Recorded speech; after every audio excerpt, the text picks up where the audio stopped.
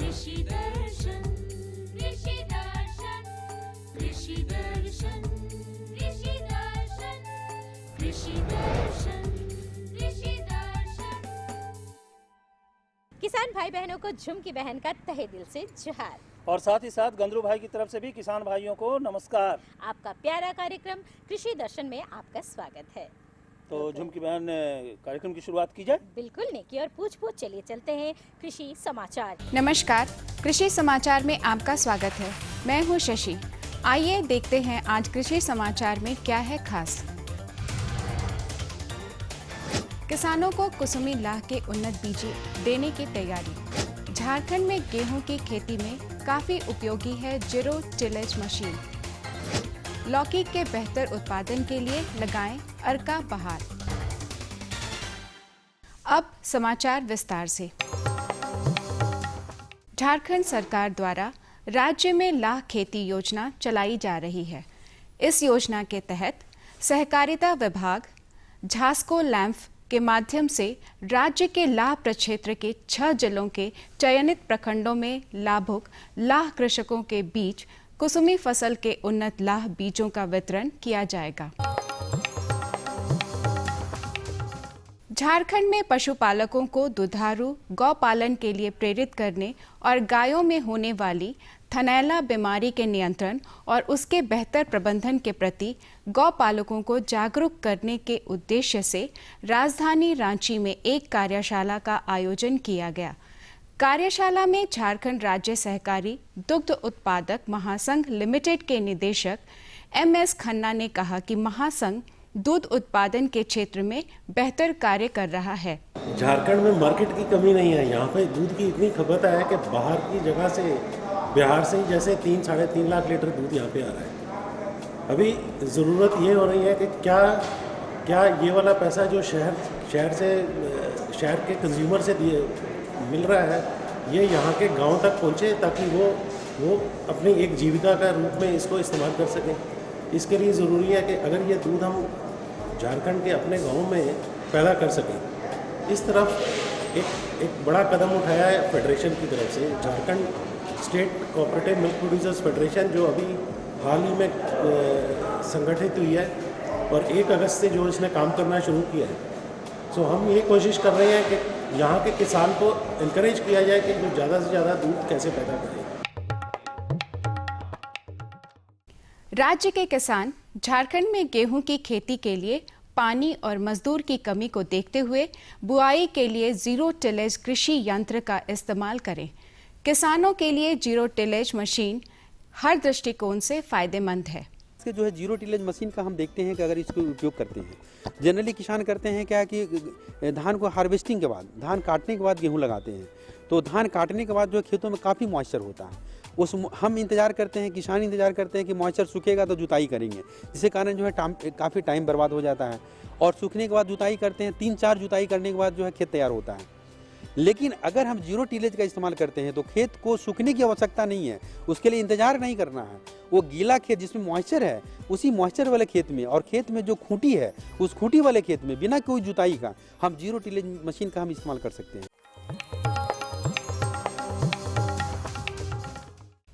राज्य के किसान अगर इस मौसम में लत्तर वाली सब्जी फसल कद्दू या लौकी की खेती करना चाहते हैं तो इस फसल के बेहतर उत्पादन के लिए जिन उन्नत प्रभेदों का चयन होना चाहिए, उस संबंध में हमारे कृषि विशेषज्ञ की सलाह है।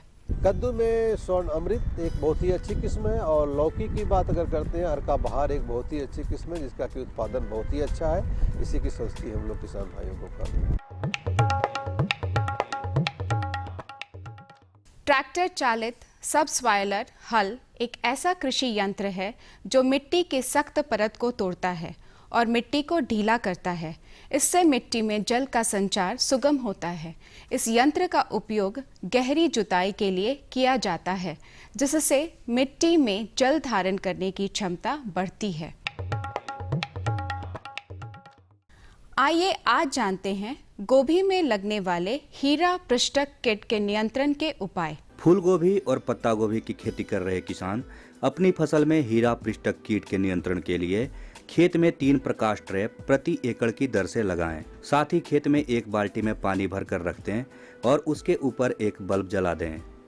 इससे 3-4 दिनों में अधिकांश वयस्क कीट मर जाएंगे। और अब एक नज़र राज्य के 5 प्रमुख शहरों के मौसम के मिजाज पर। आज राज्य के 5 प्रमुख नगरों के अधिकतम और न्यूनतम तापमान कुछ इस प्रकार दर्ज किए गए। रांची का अधिकतम तापमान 21 डिग्री सेल्सियस और न्यूनतम 8 डिग्री सेल्सियस। जमशेदपुर का अधिकतम तापमान 25 डिग्री सेल्सियस और न्यूनतम 10 डिग्री सेल्सियस। मेदिनीनगर का अधिकतम तापमान 22 डिग्री सेल्सियस और न्यूनतम 9 डिग्री सेल्सियस। देवघर का अधिकतम तापमान 23 डिग्री सेल्सियस और न्यूनतम 12 डिग्री सेल्सियस। वहीं धनबाद का अधिकतम तापमान 24 डिग्री सेल्सियस और न्यूनतम 14 डिग्री सेल्सियस दर्ज किया गया।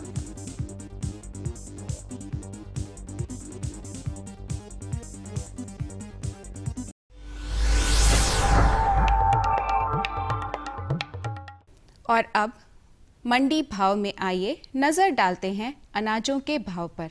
आज कृषि उत्पाद बाजार समिति 15 रांची में विभिन्न खाद्यान्नों के थोक भाव कुछ इस प्रकार दर्ज किए गए।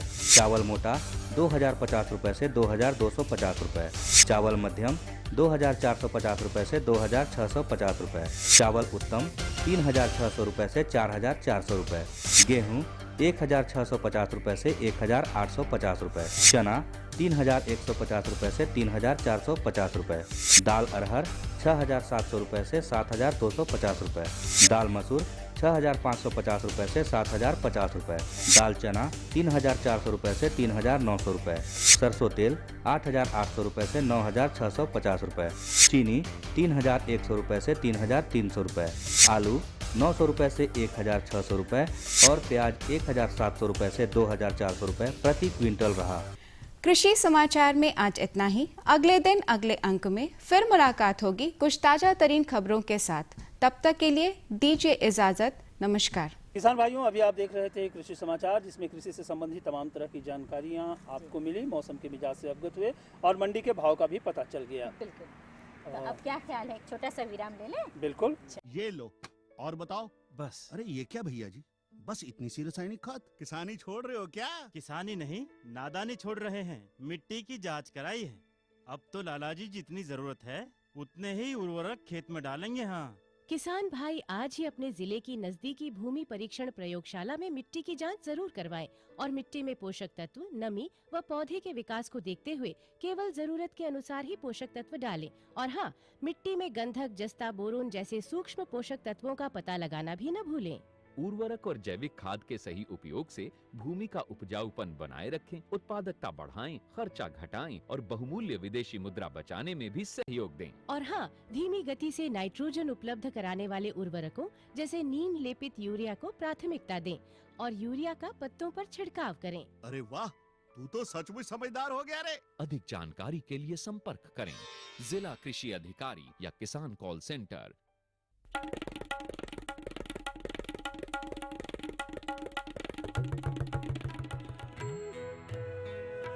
अम्मा जी, मैं चली स्कूल पढ़ने। स्कूल? पर शादी के वक्त तो तूने कहा था कि तू पढ़ी लिखी है। अरे अम्मा जी, फार्म स्कूल जा रही हूँ खेती की नई नई बातें सीखने। आप भी चलो ना। फार्म स्कूल, जहाँ खेतों में पैदावार बढ़ाने की हर बात किसानों को सिखाई जाती है, जैसे मिट्टी के हिसाब से सही खाद, बढ़िया बीज और जरूरत के मुताबिक कीटनाशक, ताकि कम लागत में अधिक मुनाफा। विराम के बाद एक बार फिर से स्वागत है आप सभी किसान भाई बहनों का। जी हाँ, जानकारी का पिटारा खुल गया है और जानकारी आप लेते जाइए। तो चलिए, बिल्कुल, तो जानकारी का सिलसिला शुरू करते हैं किसान भाइयों। जैसा कि हम सभी जानते हैं कि झारखंड में सब्जी की खेती बड़े पैमाने पर होती है जी। और सब्जी की खेती के लिए बहुत चीज़ों की आवश्यकता होती है। पानी की आवश्यकता होती है, खाद की आवश्यकता होती है, कीटनाशकों की आवश्यकता होती है, इन तमाम चीज़ों की आवश्यकता होती है। लेकिन आज हम अपने किसान भाइयों को जानकारी देने जा रहे हैं कि सब्जी की खेती में पोटास की क्या उपयोगिता है। अच्छा, क्या कहने, जानकारी दे रहे हैं हमारे विशेषज्ञ SK झा जी। तो आइए मिलते हैं उनसे। आज हम आए हुए हैं KVK पेटरवार में और आज हम जानेंगे कि सब्जी फसलों में उर्वरक की क्या आवश्यकता है। इस बारे में जानकारी देने के लिए हमारे साथ मौजूद हैं डॉक्टर एस.के. झा। डॉक्टर साहब, उर्वरक जो है हमारे किसानों के लिए सब्जी में बहुत ज़्यादा ज़रूरी है, वैसे ही में एक आता है पोटास। तो पोटास की आवश्यकता हमारे किसान भाइयों को सब्जी में कितनी ज़रूरत है? सब्जी फसलों में पोटास एक प्रमुख उर्वरक है। यह जो फसल होता है उसकी रूट डेवलपमेंट में, मतलब जड़ों के निर्माण में, तना निर्माण में एवं प्रमुख गुण है इसके कि सब्जी फसलों में यह क्वालिटी इंप्रूवमेंट करता है, मतलब सब्जी की गुणवत्ता बढ़ती है जिससे मार्केट में प्राइस अच्छा मिलता है। के अलावा सब्जी पोटास के उपयोग से पौधों में सूखा, पाला से लड़ने की क्षमता बढ़ती है, रोग एवं कीड़े मकोड़ों से लड़ने की क्षमता बढ़ती है। इन सब कारणों से पोटास पोषक तत्वों का महत्व सब्जी फसलों के लिए काफ़ी अधिक है। लेकिन अगर समय की हम लेते हैं कि किस प्रतिकूल समय में इसका हम छिड़काव करेंगे, तो वो कौन सा उचित समय होगा सब्जी लगाने के लिए? सब्जी फसलों में जब आप खेती कर रहे हैं तो खेत की तैयारी के समय में पोटास का उपयोग करना चाहिए। यूँ तो पोटास उर्वरक जो है शुरू से लेकर लास्ट तक उसकी आवश्यकता पौधे को पड़ती है, परंतु इसकी ज़्यादा आवश्यकता रूट डेवलपमेंट और अति के समय में, जब तना का बढ़ाव होता है उस समय में पड़ती है। इसीलिए जो हम पोटास उर्वरक का इस्तेमाल करते हैं उसका 50 से 50% हम जब हम बुआई कर रहे हैं उस समय में डालते हैं, और बाकी 50% जो है जब सब्जी के फसलों में जब फूल आने लगती है उस समय उसका व्यवहार करते हैं। और पोटास उर्वरक के लिए मुख्यतः हम म्यूरेट ऑफ पोटास, जो एक पोटाशियम क्लोराइड है, उसका उपयोग करना चाहिए। उसके उपयोग से होता क्या है कि उसके उपयोग से अगर पोटास उर्वरक का प्रयोग करेंगे तो सब्जी फसल की गुणवत्ता बढ़ेगी। और मुख्यतः 100 किलो प्रति हेक्टेयर म्यूरेट ऑफ पोटास सामान्य फसलों में, और कंद वाली फसल जैसे कि अगर आलू है, प्याज है, इन सबों में पोटास की आवश्यकता ज़्यादा पड़ती है। इसीलिए इन फसलों में 150 किलो म्यूरेट ऑफ पोटास प्रति हेक्टेयर डालनी चाहिए। किसान भाई अगर अपने फसलों में, सब्जी की फसलों में मुख्यतः अगर पोटास उर्वरक का व्यवहार करेंगे तो उनके फलों में जो है उसमें चमक होगी, उसका रंग अच्छा आएगा, चमक अच्छा होगा, उसमें कड़ापन होगा, वजन बढ़ेगा। इससे मार्केट में प्राइस अच्छा होगा। अगर टमाटर है तो चमकदार होगा, कड़ा होगा, वजन बढ़ जाएगा। बंधा गोभी का वजन कड़ा होता है तो वजन बढ़ जाता है। बैगन में चमक होती है, कीड़े मकोड़ों का प्रकोप कम हो जाता है। इसके चलते सब्जी फसलों में पोटास उर्वरक बहुत ही आवश्यक है, ताकि किसान भाइयों को बाजार में अच्छी पैसा अच्छा मिले उनके उत्पादों का। तो डॉक्टर साहब, अगर मात्रा की बात करें हमारे किसान भाई, तो कौन सी सब्जी में कितनी मात्रा की आवश्यकता, लेकिन जो किसान भाई नहीं दे पाए हैं शुरुआती दौर में पोटास की मात्रा, और अभी उनकी फसल खड़ी है, वैसी अवस्था में उनका प्रयोग वो कैसे करें? किसान भाई अगर खड़ी फसल में भी पोटास डाल सकते हैं, परंतु अगर जिनके किसान भाई अगर फसल, सब्जी की फसल अगर फूल देने वाली है, उस समय आप म्यूरेट ऑफ पोटास की आधी मात्रा आप मट्टी में, ज़मीन में भी डाल सकते हैं, जड़ों में, और नहीं तो आप स्प्रे भी कर सकते हैं। तो स्प्रे करने के लिए आपको पोटेशियम सल्फेट का इस्तेमाल करना पड़ेगा, क्योंकि वह पानी में घुलनशील है। तो पोटेशियम सल्फेट अगर आपको मिलता है, या इफ्को का ग्रेड मिलता है मिक्स फर्टिलाइजर का, उस 19-19-19 उसका इस्तेमाल कर सकते हैं। उसको 1% घोल बना करके आप पौधे पर अगर छिड़काव करेंगे तो आपके फल फूल ज़्यादा आएंगे। ये किसान भाई अगर शुरू में नहीं डाल पाए हैं, कोशिश करें कि शुरू में पोटासिक फर्टिलाइजर का इस्तेमाल करें, और जब फल फूल आने लगे तो आधी मात्रा उस समय में दें। पोटास एक आवश्यक पोषक तत्व है। इसे जैसा किसान भाई जानते हैं कि फसल उत्पादन के लिए, किसी भी चीज़ की सब्जी उत्पादन के लिए 16 पोषक तत्वों की आवश्यकता होती है, उसमें से पोटास एक प्रमुख पोषक तत्व है। और इसकी आवश्यकता है इसलिए ज़्यादा है कि यह रूट निर्माण में, तना निर्माण में, और कार्बोहाइड्रेट जो होता है उसका संश्लेषण, कार्बोहाइड्रेट का ट्रांसफ़र करता है। मतलब अगर पत्ते में अगर जहाँ पर अगर पोटास अगर नहीं देंगे तो पत्ते में कार्बोहाइड्रेट का डिपोजिट हो जाता है, जिसके चलते कीड़े मकोड़े का प्रकोप भी ज़्यादा होता है। अगर हम पोटास डाला रहता है तो पत्ते से ट्रांसलेशन रूट की तरफ हो जाता है कंद वाली फसलों में, तो कीड़ा मकोड़ा का अटैक भी कम हो जाता है। इसके चलते ये पोटास उर्वरक जो है काफ़ी महत्वपूर्ण है, खासकर सब्जी फसलों में, जिसमें कि हमें गुणवत्ता पर ज़्यादा ध्यान देना है। गुणवत्ता तो बढ़ती ही है, इसके साथ साथ वजन भी बढ़ता है उत्पाद का। मतलब बैगन का वजन बढ़ेगा, खासकर बंधा गोभी, फूल गोभी कड़ा होगा तो उसका वेट बढ़ जाएगा, इसलिए उपज उत्पादन तो बढ़ता ही है, उसके साथ में गुणवत्ता भी बढ़ती है। तो ये आजकल जो बाज़ार में जो किसान भाई जो उत्पादन कर रहे हैं बाज़ार में बेचने के लिए, उनके लिए बहुत ज़रूरी है कि पोटास उर्वरक का इस्तेमाल ज़्यादा से ज़्यादा करें। पोटास तो सभी तरह के बीजों के लिए आवश्यक है, परंतु अगर संकर बीजों की खेती अगर किसान भाई कर रहे हैं तो पोटास की आवश्यकता और ज़्यादा हो जाती है। मैं आपको जो पोटास का जो मात्रा दे रहे हैं उसको 20% बढ़ा देना पड़ेगा, मगर अगर 100 kg देना है साथी में तो आपको 120 kg देना चाहिए संकर बीजों के केस में। संकर उत्पादन कर रहे हैं तो उपज ज़्यादा होता है संकर में, इसीलिए आपको ज़्यादा खाद देने की म्यूरेट ऑफ पोटास ज़्यादा देना पड़ेगा ताकि आपका उत्पादन का गुणवत्ता बने रहे और यील्ड भी आपको ज़्यादा मिले। किसान भाइयों, आपने देखा कि अगर पोटास की उपयोगिता आप अपने सब्जियों में करते हैं, कंद वाली सब्जियों में, तो ज़्यादा अच्छे फसल होंगे और उनकी गुणवत्ता अधिक रहेगी। तो डॉक्टर साहब, आप हमारे इस कार्यक्रम में आए, हमारे किसान भाइयों को पोटास की उपयोगिता के बारे में इतनी अच्छी जानकारी दी, इसके लिए आपका बहुत बहुत धन्यवाद। धन्यवाद किसान भाइयों। तो ये बहुत ही अच्छी जानकारी थी किसान भाइयों, और हम उम्मीद करते हैं कि इस जानकारी से आपको काफ़ी लाभ मिला होगा। कुछ और जानकारी हमारे पास है झुमकी बहन, लेकिन वो जानकारी हम देंगे एक और छोटे से संदेश के बाद।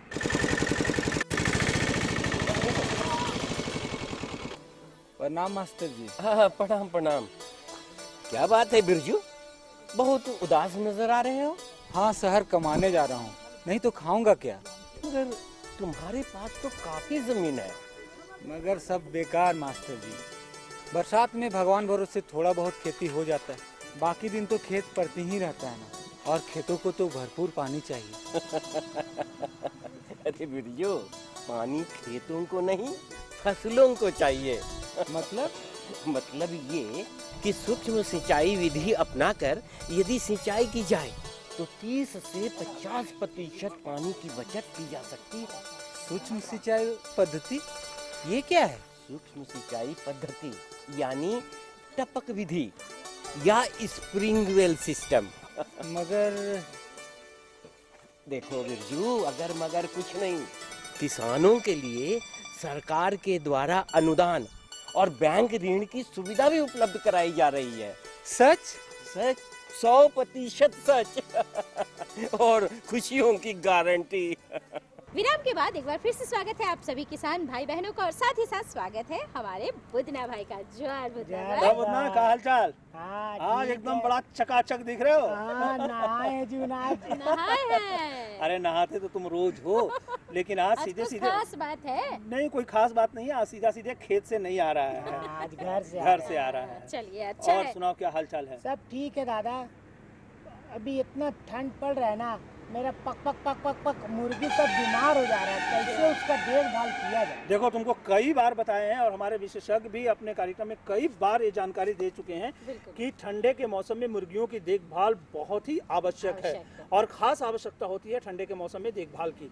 तो आज हम अपनी जानकारी ये दे दें अपने किसान भाइयों को भी, और दिलवा देते हैं हमारे किसान भाई बहनों को भी, और साथ ही साथ बुधना जी को भी, और जानकारी दे रहे हैं हमारे विशेषज्ञ डॉक्टर सुशील प्रसाद जी। आज हम एक नए विषय के साथ में हैं। ठंड का मौसम है और किसान भाई आपने अपने घर पे गाय, बकरियां, मुर्गियां पाली होंगी। तो आज हम आपकी मुर्गियों के बारे में बात करेंगे कि इस मौसम में आप अपनी मुर्गियों का प्रबंधन किस तरह से रखें, किस तरह से उनके आहार के बारे में जानकारी रखें, और पोषण से संबंधित बातें भी ध्यान में रखें।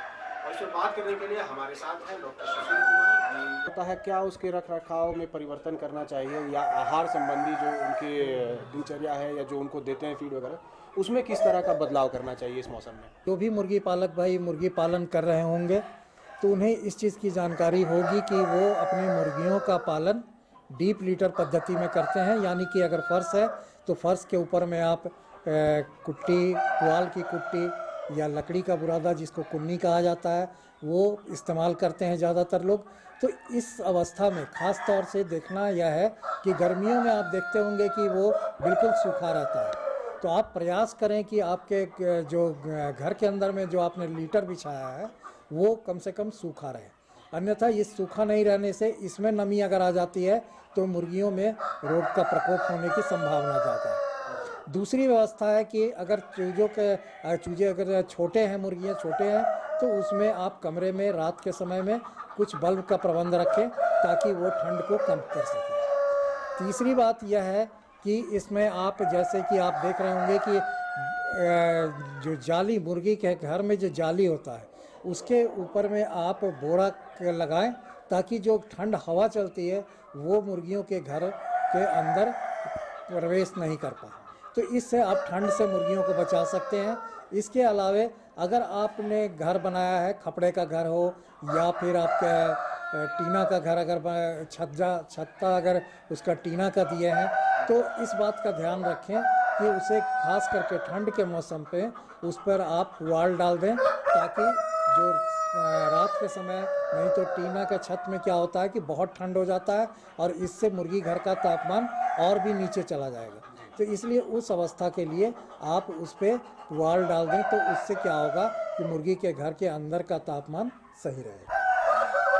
देखिए, ठंड के मौसम में आपके वातावरण में नमी ज़्यादा होता है, इसलिए आप जो मुर्गियों का दाना देते हैं उसका प्रबंधन आप सही तरीके से करें, क्योंकि ठंड में अगर आप, खास करके ठंड के मौसम में अगर पानी पड़ जाता है, तो उस अवस्था में आप देखेंगे कि मुर्गी के दाना जो है, अगर आप 2-4 दिन छोड़ देंगे तो उसमें फंगस लगना शुरू हो जाता है।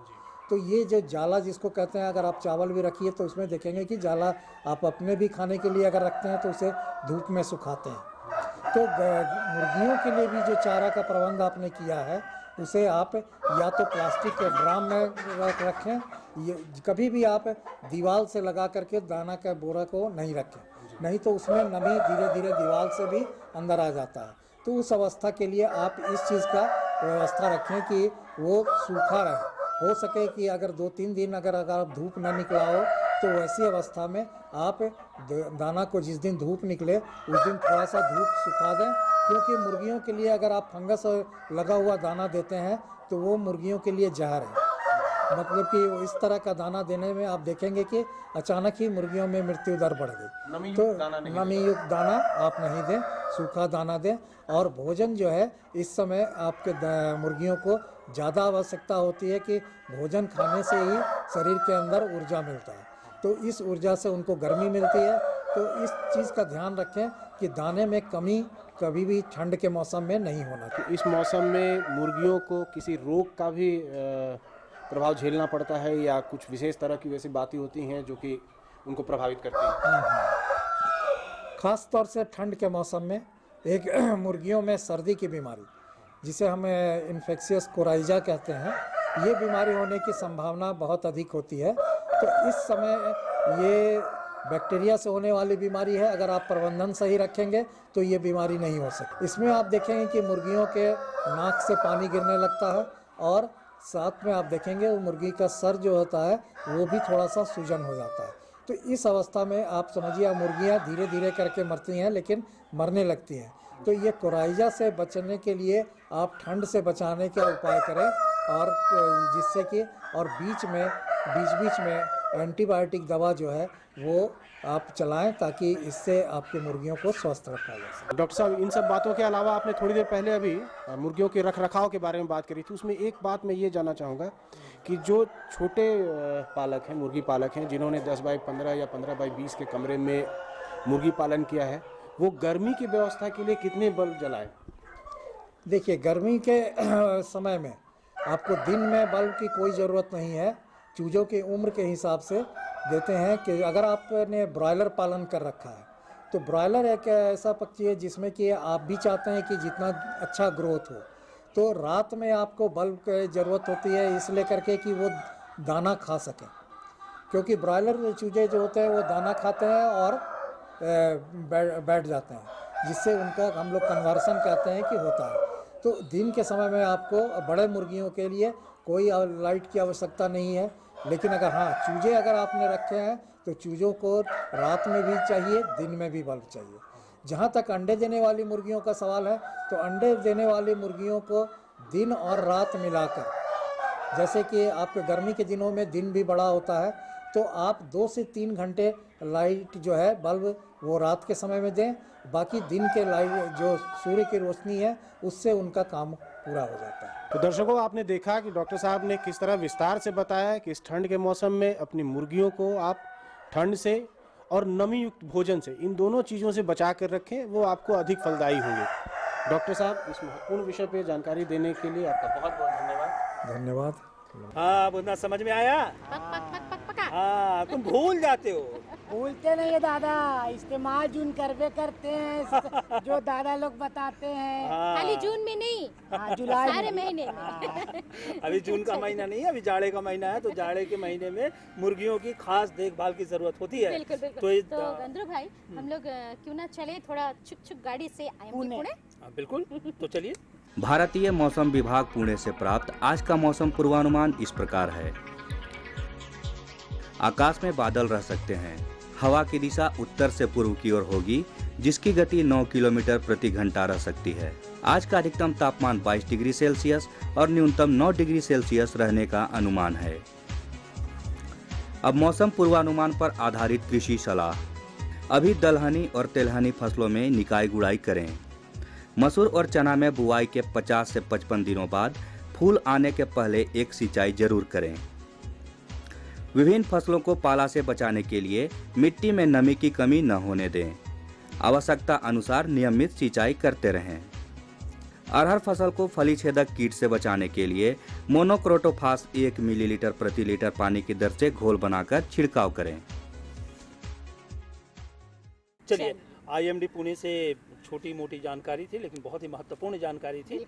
ये जानकारी भी हमारे किसान भाइयों को मिल गई और अब हमें लगता है कि हमारे कार्यक्रम का समय शेष होने वाला है किसान भाइयों। तो चलते चलते हम आपको अपना पता बताएंगे। पता बताइए, ताकि आप अपने सुझाव और समस्या हम तक लिखकर भेज सके। हमारा पता है कार्यक्रम कृषि दर्शन, कृषि प्रकोष्ठ द्वारा केंद्र निदेशक, दूरदर्शन केंद्र, रातू रोड, रांची। पिन संख्या है 834-001।